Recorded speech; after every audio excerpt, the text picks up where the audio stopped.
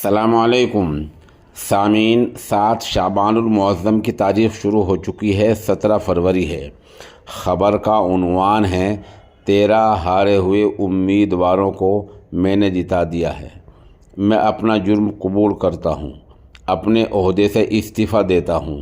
میں سزائے موت کا مستحق ہوں، لیکن میں اس معاملے میں اکیلا نہیں ہوں، بلکہ پاکستان کے چیف الیکشن کمشنر اور وہاں کے چیف جسٹس بھی میرے اس عمل میں میرے ساتھ رہے ہیں۔ وہاں کے چیف الیکشن کمیشن کو بھی میرے ساتھ سزائے موت ہونی چاہیے۔ یہ معاملہ پڑوسی ملک پاکستان کا ہے، جہاں راولپنڈی کے کمشنر لیاقت علی چٹھ نے یہ کہہ کر استعفیٰ دے دیا ہے کہ میں نے دیش کے ساتھ کھلواڑ کیا ہے، مجھ سے غلطی ہو گئی ہے، اور 13 ہارے ہوئے امیدواروں کو میں نے 50 ہزار ووٹوں سے جتوا دیا ہے۔ اگر اتنے بڑے عہدے پر فائز اور مستعفی ہونے والے افسر کا بیان کسی بھی طرح سچ ثابت ہو جاتا ہے، واقعی یہ ڈوب مرنے کے لائق مقام ہے۔